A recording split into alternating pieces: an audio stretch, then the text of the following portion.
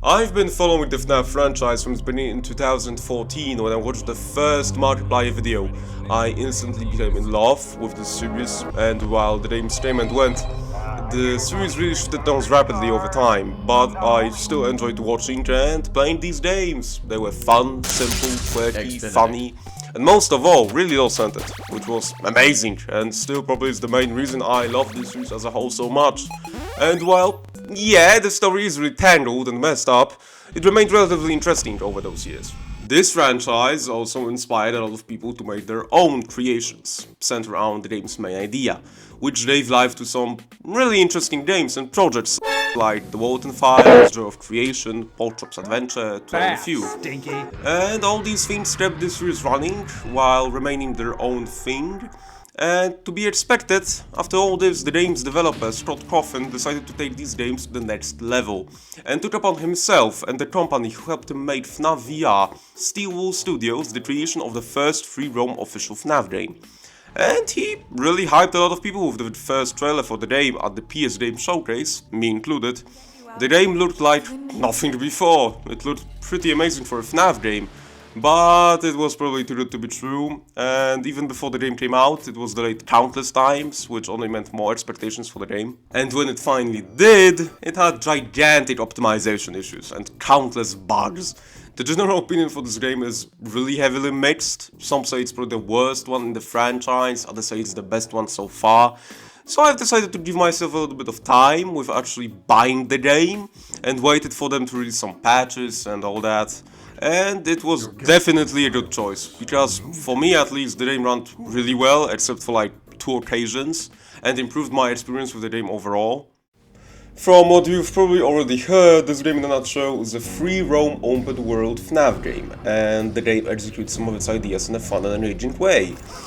Others don't stick as much. The main idea of exploring this gigantic never-ending complex with all these different attractions, with countless collectibles, with some interesting than others, and completing quests to let you get out is there, and it's made quite well. Aside from that, it's your standard 3D horror game with sprinting, crouching, but you are also followed by a giant bitch-ass robot that you forget to use most of the time. In my first playthrough, I think I only hit him like 3 times, including the times where the game forces you to do so.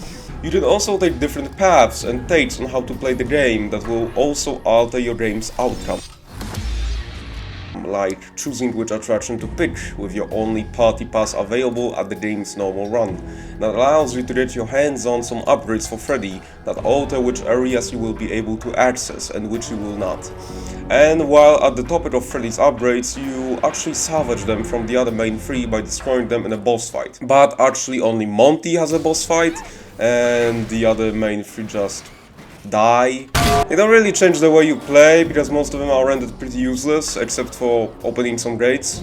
For example, if you install Chica's voice box into Freddy, it allows you to make high-pitched scream to stun the animatronics, which makes no sense, because you have to be in Freddy to use it in the first place, and if you are already in him, you'll save anyway, so it has no use whatsoever. Monty's claws fall even more behind in the usefulness department, because they actually do nothing. Like, except for being able to smash through fences, it doesn't give you any actual advantage, which is weird, because in my head, getting those parts from them in the first place was to get an upper hand in combat against them. And the only half-good executed mechanic are Roxy's eyes, which are necessary to find the collectible CDs, and make your job of finding collectibles altogether much easier, as it allows you to see them through walls. But it's only half good, because, except for that, they also have no use against the other animatronics. One of the ideas that came to my mind was that they would allow Freddy to see Vanny and help you vent her off.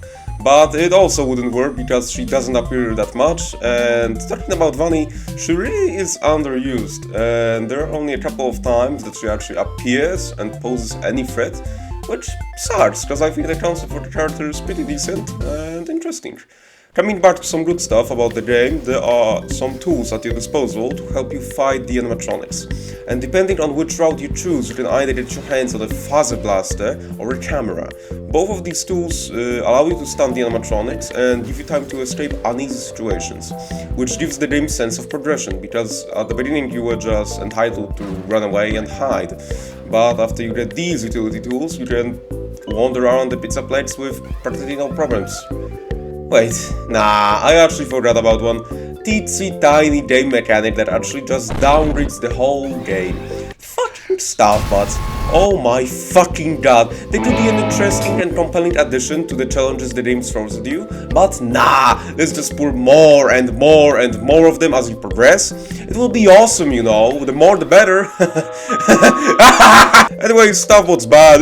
Aside from all the scrap, you got probably the biggest highlight of the game for me, which is an actually pretty good boss fight, which takes place in the arcade, in which you have to flip 4 switches off in order to disable the security systems. Made the giant-ass robot that is DJ Music Man to stop chasing you around.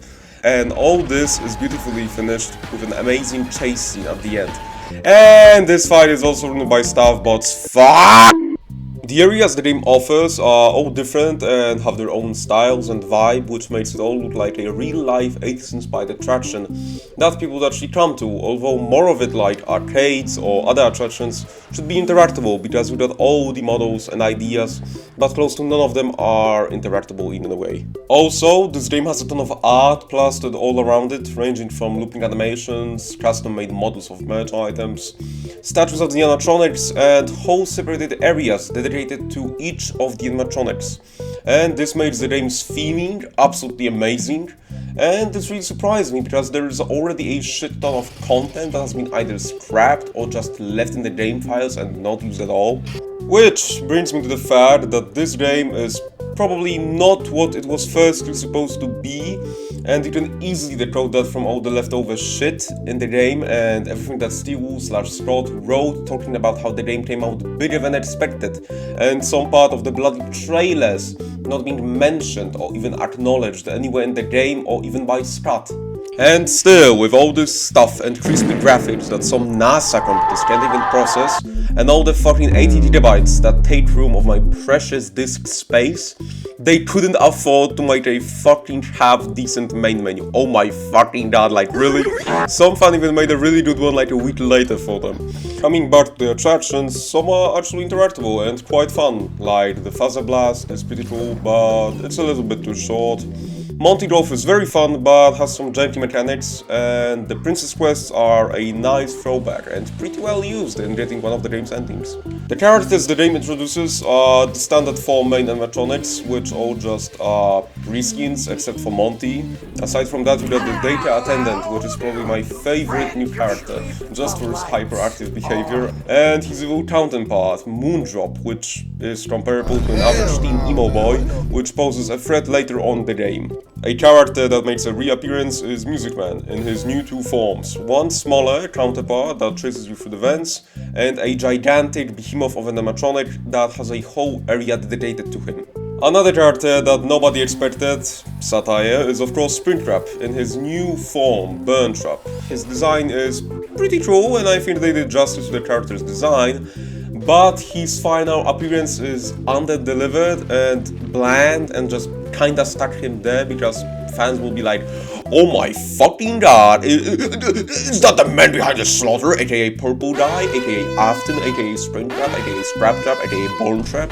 Also, side note, I love how they anticipated Vanny as the main villain of the story so much with all the promotional materials and merch. But nah, let's throw that out of the window and show the spooky rabbit lady for 5 minutes and then throw a character that has been a main antagonist of like previous 5 games. You also got all the different types of staff bots, which don't pose much of a threat except for spawning an animatronic behind you, but also provide much needed humor in a classic Fnaf style. With all that said, I still think the game misses its 2 important components that have kind of got lost in the Fnaf franchise for a while, and those are the sound design and the animatronics being actually scary, which is due to the overall cute look of the game's characters and environments, crossed by their modern design, and the eerie weird look factor absolutely thrown out and forgotten. Also, side note, if you want to actually learn how the audio improved the overall experience of the first Fnaf games, watch Travis' video on the topic. I think he made some valid points, and I totally agree with him.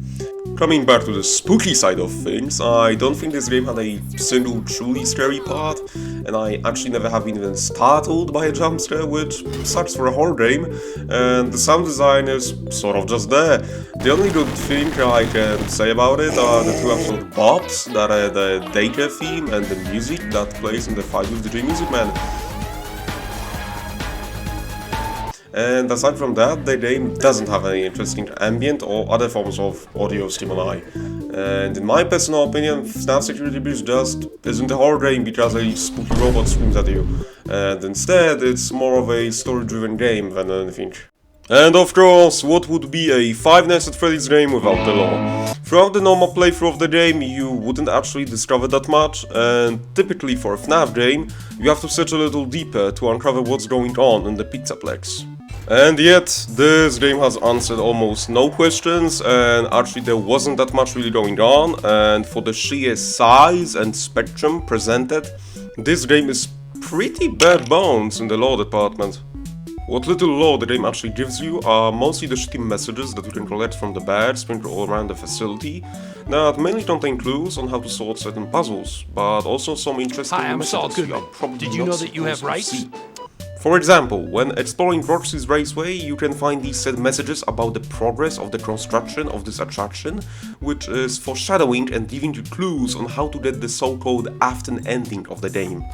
You also have your entire mystery surrounding the Glamrock Bonnie animatronic, which supposedly went missing and was then beyond repair and instead replaced with Monty, which sprouted into a whole array of theories. Besides, there are other hideouts in some sections of the game that imply that you are not the first child to be stuck at this mall, with one of them even containing a working Balloon World arcade machine that seems to contain the glitch trap virus. In addition, you have your Princess Quest machines, which you are required to beat in order to get the game's best ending. From what I understood, if you beat all these games, you sort of free Vanny from the control of Glitch Trap, and both of you escape the mall. In addition, you have the so-called Blob, which is a giant amalgamation buried under the mall containing some parts of the old animatronics.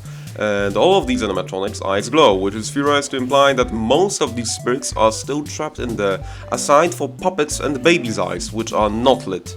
And the reason for that is still not yet entirely known. In the after ending, we also find out that the Blob is waiting there with intention of getting rid of Afton once and for all. If that was successful is still relatively unclear.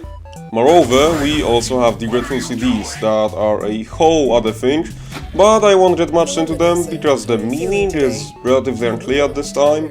Whether it was intentional or not, the game doesn't really answer that much. It actually raises more questions than anything.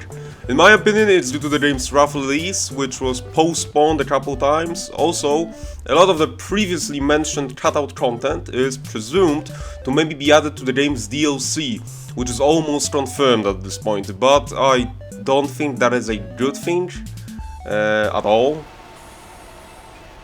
And now, getting to the thing that I truly despise and hate the most about this game, and I cannot defend in any way, shape or form and just admit that this part of the game is bad, the fucking endings! Like, oh my fucking god, all of them, not a single one was satisfying or even half good. All of them are bland, fastly jungled up, sad excuses for an ending. None of them explain nothing, none of them are interesting. No, the game's timeline hasn't moved at all. Nothing's changed. Security Breach's endings actually bring nothing to the table. Only some weird fucking pulled out of ass comics thingy, because they only had the money for half of the cinematics. Boo fucking who. I'm sorry, but this game doesn't present any interesting new lore to the franchise. They had an interesting antagonist, which they could develop. Nah, I always come back time for 5 fucking minutes without any anticipation. And this game almost whole lore is based on fucking speculations, and even the things that the game says are like blah blah blah, this is not me, blah blah blah, you are broken. And it kinda answers the question, but in a way that they can just say, no, he was actually talking about something you never knew. Better luck next time, chief. You can think or say whatever you want about this game, whether it's the fact that it's unpolished, unfinished, or that it undelivered. All of those things are true, by the way, but this game had an undeniable impact on the whole series. Not lore-wise, of course. but wasn't that bad of an experience either. According to Google data, Fnaf is now actually the most popular that it's ever been, which is kinda surprising and even hard to believe. As for my experience, it was relatively good. One bug here and one bug there, but aside from that, it was really fun, and I still rate the game positively, even with all the imperfections in mind. The game has also probably been a financial success, which is glad to hear, cause you can see the developers put real effort into creating this game, even if it's heavily flawed. I'm looking forward to what they will do in the future because Scott is officially out of the picture since he retired from the series and will probably only remain as an advisor in future installments. The future of Fnaf is relatively uncertain and we truly don't know what is coming next for the series. And the only thing that is almost certain is the future DLC for Fnaf Security Breach, which we still don't know anything about, but aside from that, we will just have to wait and see who will get the responsibility from Scott and continue on the franchise.